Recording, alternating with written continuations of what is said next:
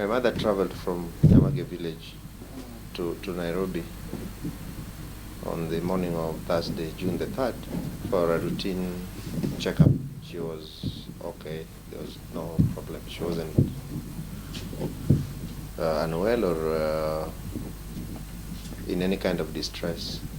So, but upon arriving in Nairobi on that Friday, after her routine checkup at a post-surgery checkup, she called me and told me she wasn't feeling too well on that Friday.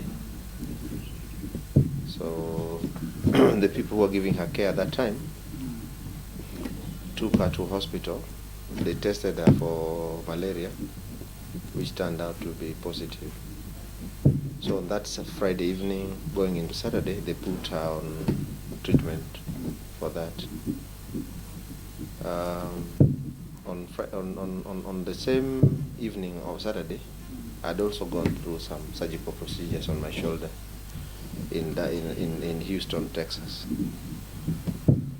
So while I was still in recovery, I'm just giving you a general story, and I was still under anesthesia because it was a kind of a major surgical procedure. She called me and told me, Nyathina, utawinjoka tu akiagi madhi mbele. That was on Saturday. Anyway, I couldn't respond effectively because I was still under treatment. On Sunday, during the day, I spoke to her again. She was feeling better. She was still under care, being treated for malaria at that time. However, on that same day, Sunday in the evening, she suddenly became very ill. She was, they were in the eastern side of Nairobi. She was rushed from there to the nearest hospital there, which is Metropolitan. And then it was full. They couldn't get treatment space. They rushed nearby to Mama Lucy. They couldn't get space. Then they took her to Kenyatta, where, while still receiving emergency treatment, she died in the emergency room. So her span of sickness was very short. It was just about 2 days between that Friday, and she died on Sunday night or Monday morning. Now, a few days later, my dad had been ailing. A few days before that, while undergoing regular treatment at a local hospital here in Migori, he suddenly told me that he couldn't feel his right foot. And then progressively like that, upon receiving news of my mother's passing, he suddenly deteriorated. We rushed him from Migori for more specialized treatment in Kisumu upon doctor's recommendation.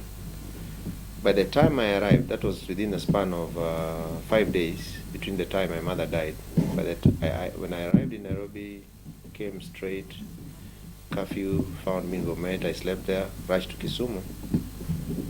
I found him in hospital. He was not well, but he was still paralyzed. He had some kind of nervous problem because he could not feel his hands and his feet. Now, that same day, while still undergoing treatment, he died in the evening. Well, that was on 13th June.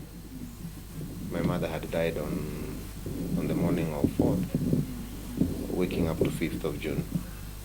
So they died within a span of a few days of each other. So I think there's not been established that it's COVID. That has not been established to date, especially for my mother. I'm waiting for the final reports. For my dad, I looked at the clinical reports, the closing reports, and the post-mortem reports. They think, from my lay person's reading of the clinical notes, that that nervous problem was caused by what they suspect was a blood clot, which they think was as a result of the first dose of the AstraZeneca vaccination.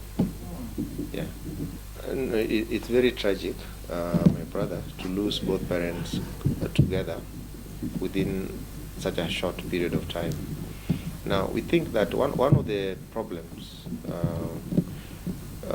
one may think they are unrelated, but getting care when you live in the village like my parents do is very difficult to access Migori. It's terrible.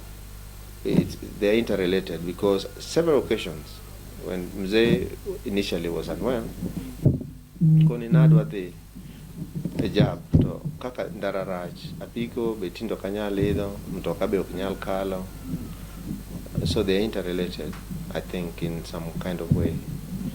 But just to come back to your question about how the family established that it was COVID, the postmortem report for my dad says that it turned out, post-death, that he was COVID positive.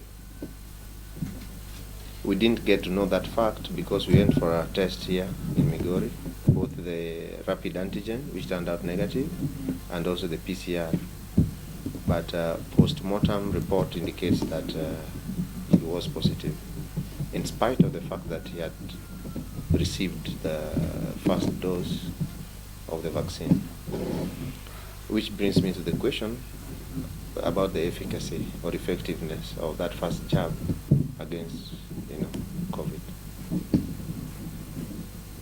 And also brings me to another question. He struggled, by the way, to get the second dose so that he could be fully vaccinated. But as you all know, that second dose is very elusive. I don't know where to get it from. If you wanted to get it, for example, in Migori County today, I don't know. But in terms of that, we feel that probably the administration of that vaccine, the timeliness of it, and the repeat dose could have been better managed for it to be as effective as it ought to be in terms of availability and access to it. Yeah. It's just that something that affected his nerves, that he couldn't move his hand, especially on the right side. Now, I don't know how this can be proved clinically, but I've had, including a close friend who suffered a clot a day or two after receiving that vaccine, and had to go through thorough medical treatment for him to be saved. And I think it may be something for investigation, especially if you receive that first jab, get exposed to COVID. How does it work out? Is it what causes that clot, or is it just the fact that you've not been fully vaccinated? How does it help? Because so the second part of it that baffled us is because as soon as we saw that, because initially my mother had no symptoms at all. She was unwell. She was well. She had just traveled for a routine checkup, fell sick on a Friday, and died 2 days later. But she was diagnosed with malaria, so she was receiving treatment for that. However, in my father's case, upon suspicion that he had been exposed because of the level of exposure around this county, we went first of all for the rapid antigen test, which turned out to be negative. We went back for the PCR, which also turned out to be negative. So instead they chose to recommend a CT scan amongst other medical interventions. However, post-mortem, then the results turned to be positive for the when a second PCR test was done. So we are not sure. We can't be whether he got exposed after that initial or after the second test. It is possible. We don't know for sure. It is very possible. Now, post their death, before the burial, all our family members who had come into close contact with them, including myself and all our siblings who had been in close contact, we went for the PCR test. and no one turned out to be positive at all. Those who were taking care of my mother, who died in Nairobi, and there were many, all those who had been taking care of my dad, and there were also many, because he's, close to family. We all went for tests. No one turned out to be positive. So we don't know. We don't know what could have happened in between. Our fear was, especially after the postmortem results came, that infections may have been spread through the family.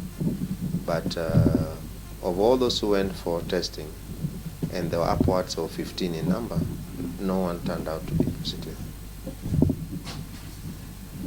I think one of the key things that the government needs to do is to make vaccination accessible. Statistics that I've read in the media suggest that just about 2% of the population has been vaccinated. I feel the government has got an obligation and a role to do more to make the vaccine more accessible, to create more awareness on the need to have the population vaccinated, especially the older population. Access for my father, for example, to access that vaccine, he had to come to Migori quite a few times to make that torturous journey on very bad roads to try to access the vaccine. And he mentioned to me more than once that he tried to get the second dose, but each time he made an attempt, he was told it was still not available. So that is that. Then on the other side, to the general population, COVID is real, and the effects can be very devastating. Without a clear treatment plan for it so far, I would just urge everyone to try and stay safe, follow the government guidelines, and try to take personal responsibility for care and hygiene.